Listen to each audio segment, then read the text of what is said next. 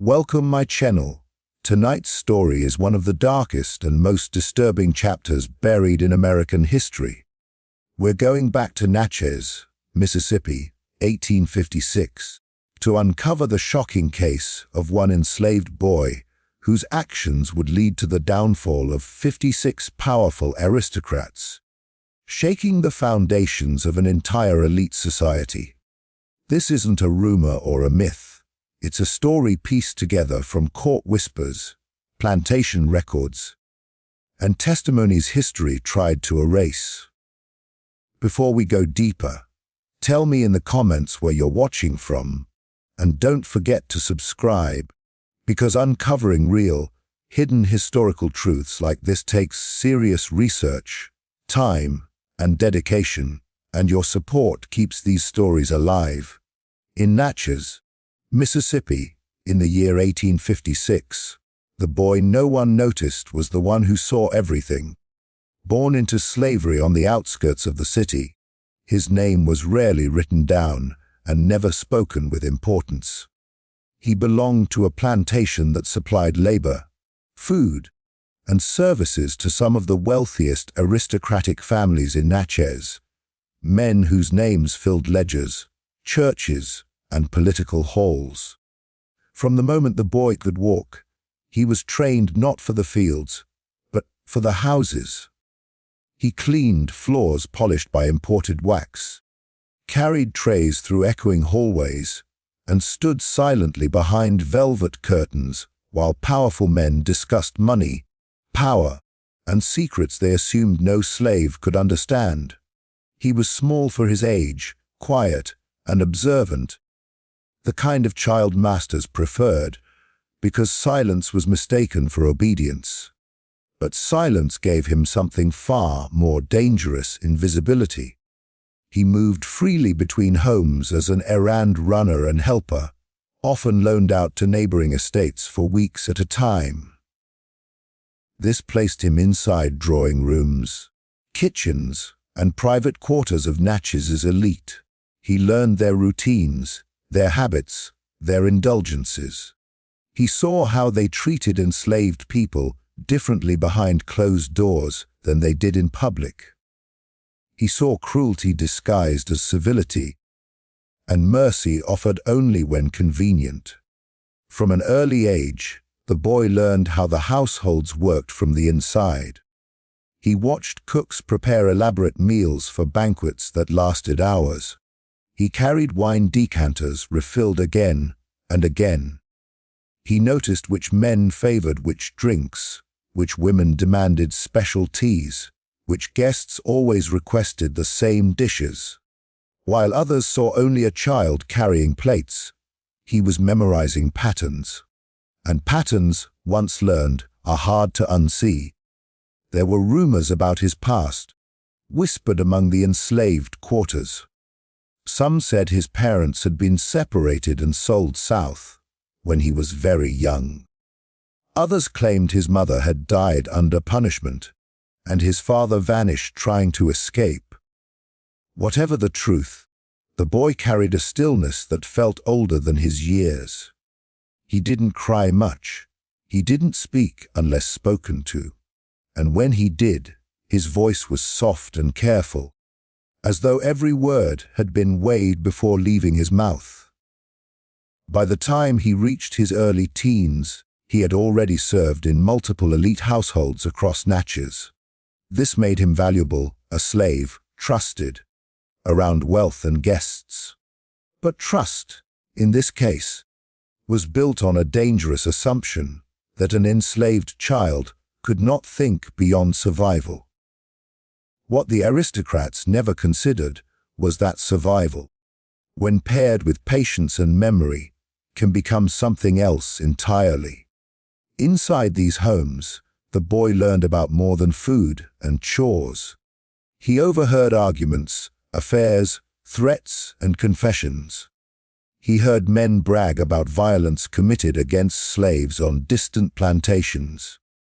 He saw documents burned in fireplaces. He listened as families argued over inheritances and debts. He learned which men were already sick, which ones drank heavily, and which relied on medicines, tonics, or nerve remedies, popular at the time. Knowledge accumulated quietly, day after day. Among the enslaved community, the boy was known as someone who noticed details others missed. He knew which kitchens stored herbs, which pantries were poorly watched, which cellars held imported powders and bottles labeled in Latin. In the 1850s, many aristocratic households relied on enslaved cooks and helpers for nearly everything they consumed. Food safety was a matter of trust, and trust was built on blindness. Despite this, no one feared him. Why would they? He bowed his head, kept his eyes low, and moved like a shadow. Masters described him as well-mannered and useful. Mistresses praised his quiet efficiency. Guests barely remembered him at all. That forgetfulness was his greatest shield. What set him apart wasn't rage or rebellion, it was restraint. He did not lash out. He did not run. He waited.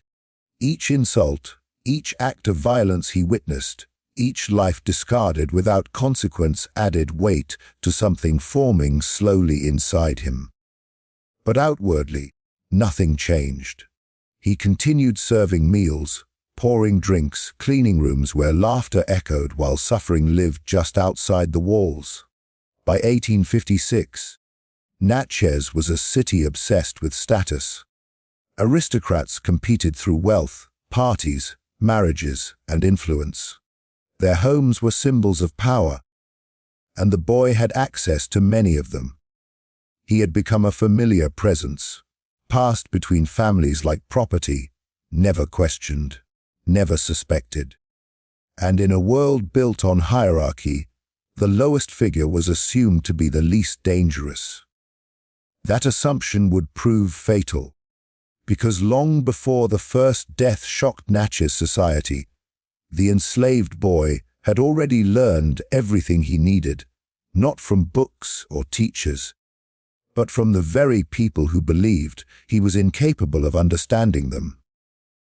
He had learned how the aristocrats lived, how they indulged, how they trusted, and most importantly, how they never imagined that history could turn against them. Through someone they refused to see as human at all. The first deaths in Natchez did not arrive with screams or violence. They arrived quietly, politely, almost respectfully, just like the society they belonged to. In the spring of 1856, one of the city's most respected aristocrats, a plantation owner known for hosting lavish dinner parties, fell ill after an evening banquet.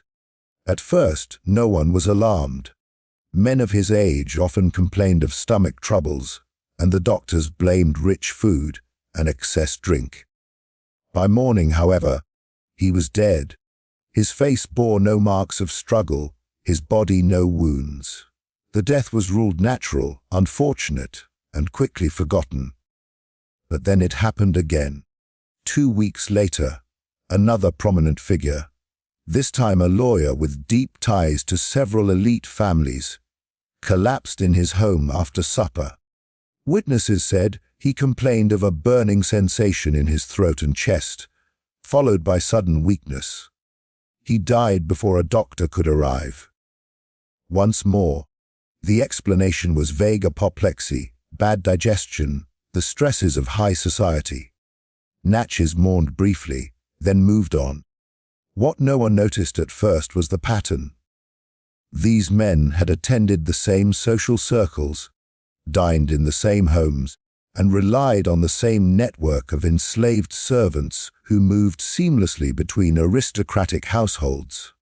And among those servants was the boy, quiet, efficient, and always present just long enough to be forgotten. As weeks passed, deaths multiplied. A wealthy merchant died in his sleep. A judge collapsed in his study. A plantation mistress passed after complaining of dizziness and nausea. None of these deaths seemed dramatic enough to cause panic on their own. but together they formed an unsettling rhythm. Each death followed a shared meal, a shared gathering, or a shared household staff. Still, no one dared suggest foul play. To do so would mean admitting vulnerability, something Natchez's elite refused to acknowledge. Doctors were called, notes were taken, and explanations grew more strained. Some blamed a seasonal illness. Others whispered about tainted water or spoiled imports. A few mentioned poison, but those voices were dismissed almost immediately. Poison implied intention, and intention implied a culprit. And no one wanted to imagine that such danger could come from within their own homes. Meanwhile, the boy continued his work. He was seen carrying trays at funerals for the very people he had served days earlier. He poured wine for grieving widows. He cleaned rooms where bodies had lain. His expression never changed. To the masters, he seemed unaffected, another sign, they believed, of a simple mind. But among the enslaved, there were quiet observations. Some noticed how the boy was often present in the final days before a death. Others whispered that he seemed to know things before they happened. Still, fear kept mouths shut. Speaking too much had consequences. By midsummer, Natchez could no longer ignore what was happening. The death count had reached double digits, all among the city's most powerful families.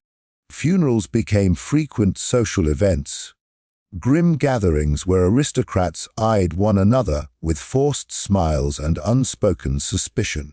People began to alter routines, changing cooks, dismissing servants, refusing invitations. But the system that sustained their lives made true separation impossible.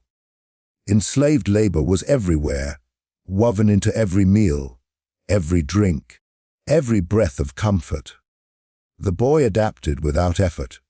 If one household dismissed him, another requested him. His reputation as well-trained and harmless followed him. In a twisted way, the deaths increased his value. Families believed familiar servants were safer than new ones. They trusted what they knew, even as what they knew was killing them. Doctors began comparing notes, quietly at first. Symptoms overlapped: sudden nausea, weakness, irregular heartbeat, rapid decline. Some suspected contaminated medicine. Others suspected the popular tonics many elites consumed daily. But investigations never reached the kitchens. That space was invisible to power, managed by enslaved hands and therefore assumed to be beneath scrutiny. The boy watched all of this unfold with patience. The city's confusion worked in his favor. Each death deepened the sense of inevitability, making it easier to accept the next. Natchez was a place that believed in order and hierarchy. Randomness frightened it, but coincidence comforted it. As long as there was no clear cause, there was no clear enemy. By the time whispers of a curse began circulating, it was already too late. Aristocrats blamed God, fate, or moral decay. Some turned to prayer. Others fled the city temporarily. A few locked themselves indoors, trusting only family and long-known servants, never realizing that familiarity was exactly what bound them to danger. The boy remained unseen in the only way that mattered. He did not rush. He did not boast. He did not leave a trail that pointed directly to him. Each death appeared isolated, reasonable, tragic but explainable. And that was the genius of it. In a society that believed absolute control was its birthright, no one imagined that the collapse could begin so quietly, guided by someone they had trained their entire lives not to see. The first deaths were not meant to shock. They were meant to normalize loss, to soften resistance, to teach the city how to mourn without questioning. And Natchez learned that lesson well, right up until the moment the body count grew too large to ignore, and the realization dawned that something was terribly, deliberately wrong. As the deaths continued to mount, something subtle began to shift inside Natchez society, not panic yet, but discomfort.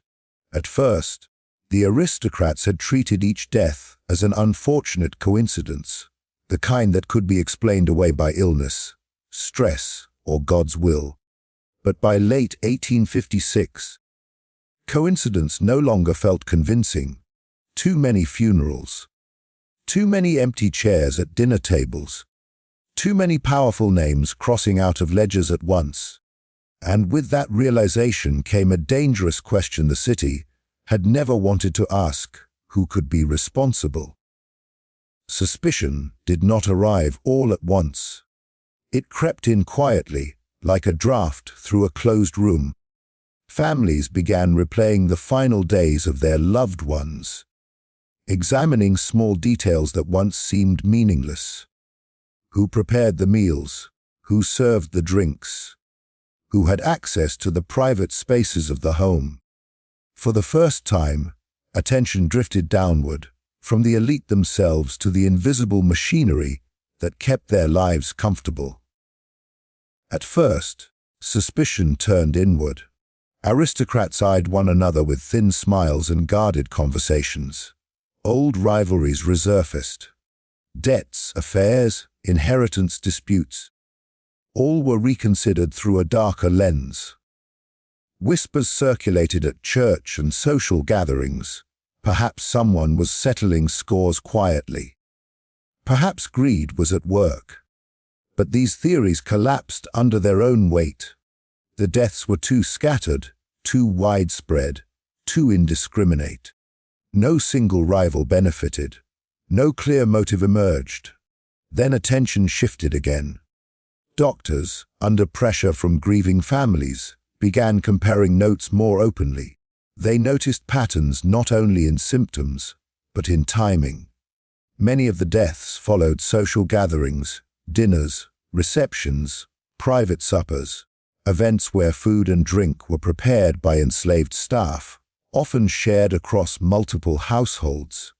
Kitchens, once ignored, suddenly felt closer, more relevant. Still, no one wanted to say it aloud. To accuse enslaved people meant confronting the uncomfortable truth that absolute control might be an illusion. Among the enslaved community, fear grew sharper. They could feel the change in the air. Masters became tense, short-tempered. Servants were questioned more harshly, watched more closely. Some were beaten for small mistakes, others dismissed without explanation. Rumors spread that someone would be made an example of, guilty or not, just to restore a sense of order. Silence became survival.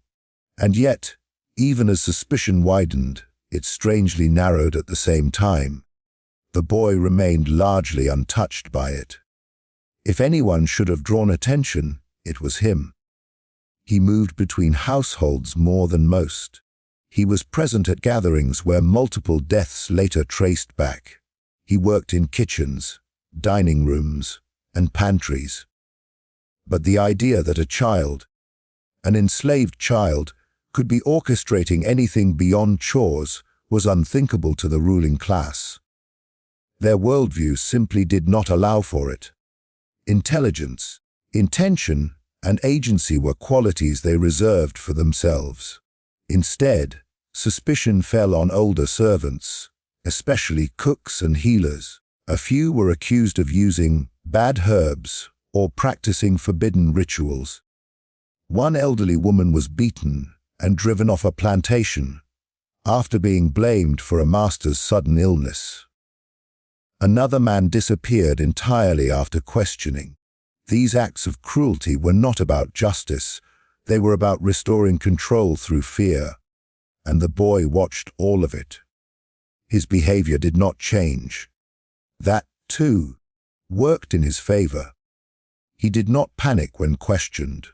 He did not avoid eye contact in a way that raised alarms. He answered simply, politely, always within the expectations placed upon him.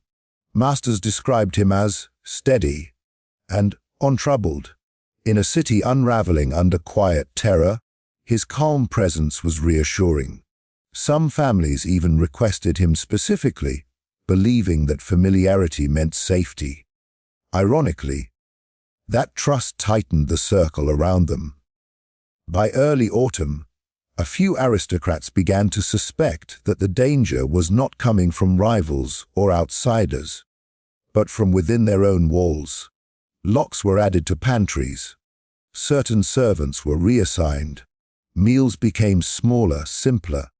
But these measures were inconsistent and poorly coordinated. Natchez society was built on individual households competing for status, not cooperating for survival.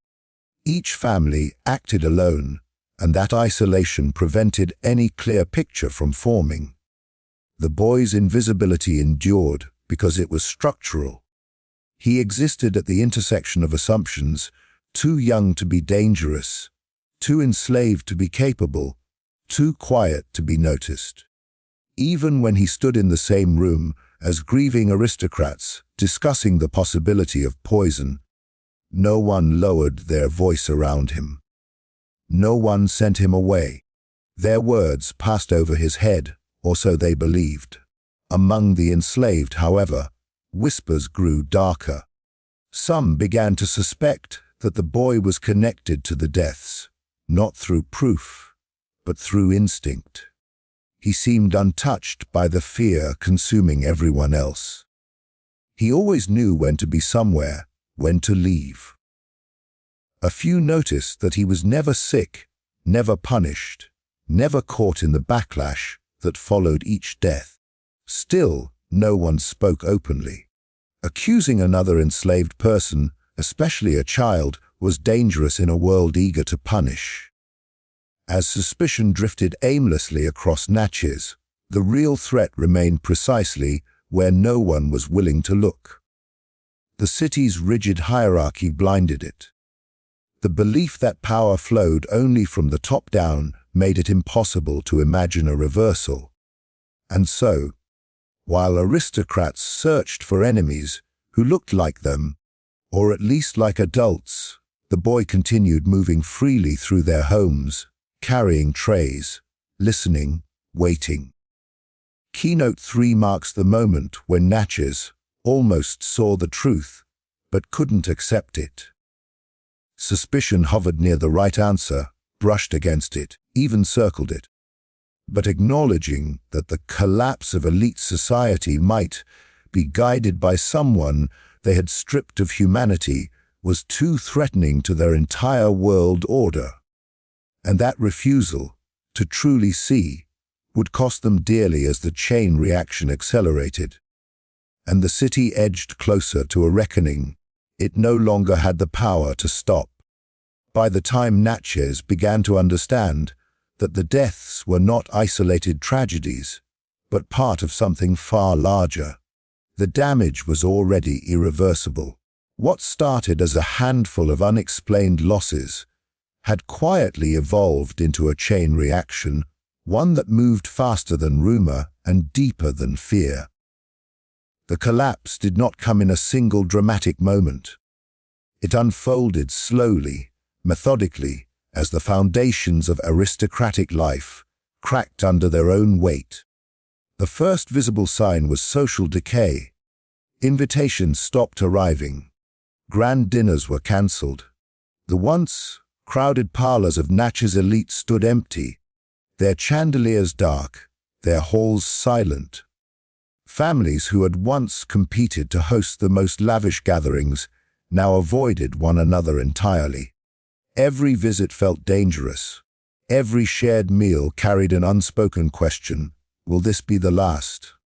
Trust, the currency of high society, evaporated almost overnight. Then came financial collapse. When plantation owners died suddenly, estates fell into chaos. Heirs fought over wills. Debts surfaced that had been carefully hidden. Businesses tied to those men, banks, shipping interests, cotton contracts, began to fail. One death rippled outward, pulling down partners, investors, and dependents. When several influential men died within months, the economic web that supported Natchez's aristocracy began to unravel. Merchants refused credit. Land sales stalled. Fortunes built over generations crumbled in a single season. Fear drove many aristocrats to flee the city. Some sent their families north. Others locked themselves inside their homes, dismissing servants and attempting to survive in isolation, an impossible task in a society built entirely on enslaved labor. Ironically, those who dismissed long, trusted servants often suffered the worst consequences. Kitchens fell into disarray. Food spoiled. Illness spread. Panic replaced order, and in that chaos, mistakes multiplied. The boy watched all of this quietly. As powerful households collapsed one by one, he continued moving among them, sometimes reassigned, sometimes requested specifically because of his reliable nature. He became a constant presence in a city where everything else felt unstable. To the aristocrats, he represented continuity, a reminder of how things used to work. They clung to that illusion desperately, unaware that the very system they trusted was now turning against them. The deaths accelerated. What had once been weeks between funerals became days. In some cases, entire families were wiped out within a month. Husbands, wives, adult sons, all gone before estates could even be settled. Physicians were overwhelmed. Coffins became scarce. Churches rang their bells so often that some townspeople claimed the sound no longer registered as mourning. It became background noise. And still, the true cause remained unspoken. Behind closed doors, a few aristocrats finally began to consider the unthinkable. That the collapse was being driven from below. That someone they had enslaved, controlled, and dismissed might be guiding this destruction. But admitting that meant acknowledging a fatal flaw in the entire social order. It meant accepting that power was not as absolute as they believed. Most chose denial instead. That denial proved deadly. The enslaved community felt the consequences immediately. With aristocrats desperate and paranoid, punishments grew harsher. Random accusations were made. Innocent people were beaten or sold away. Plantation discipline tightened as masters tried to reassert control over a world slipping through their fingers. But cruelty did not restore order. It only deepened resentment and chaos. The system began devouring itself. The boy remained untouched by these measures, not because he was protected, but because he was overlooked. He had become part of the background, like furniture, like walls.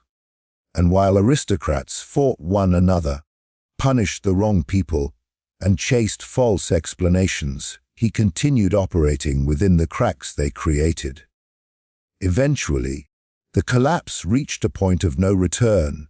56 aristocrats, men and women whose names once defined Natchez society, were dead, disgraced, or ruined. Their estates were abandoned or seized. Their influence vanished. The city that had prided itself on stability and dominance was left fractured, fearful, and diminished. Outsiders took notice.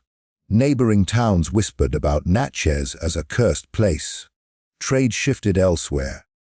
The city's golden age ended not with war or rebellion, but with quiet, relentless loss. And through it all, there was no single moment of revelation. No dramatic courtroom confession. No public acknowledgement of responsibility. The collapse happened too gradually, too internally.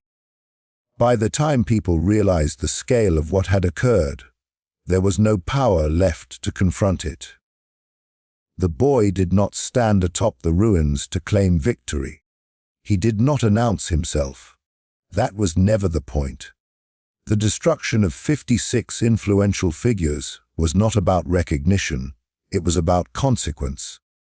About a system so confident in its own dominance that it never considered the possibility of being undone by someone it refused to see. Keynote 4 is where the story stops being about individual deaths and becomes something far larger. The dismantling of an entire aristocratic structure from the inside. Natchez did not fall because of an outside enemy. It fell because its own blindness made it impossible to defend itself. And at the center of that blindness was a child who learned early that silence, patience, and access could be far more powerful than force. By the time the city understood that something fundamental had broken, the damage was complete.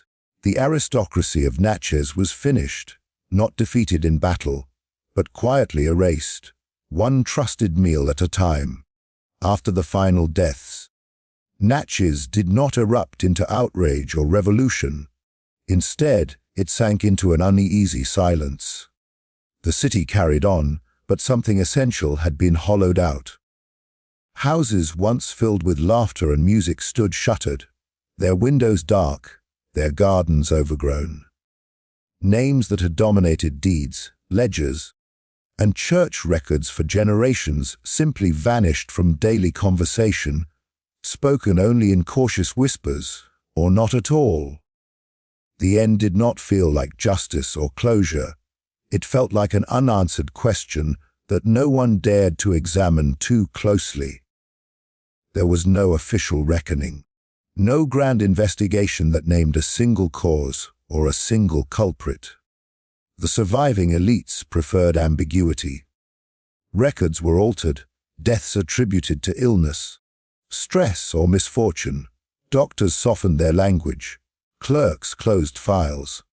The truth, whatever fragments of it existed, was buried beneath a mutual agreement to forget.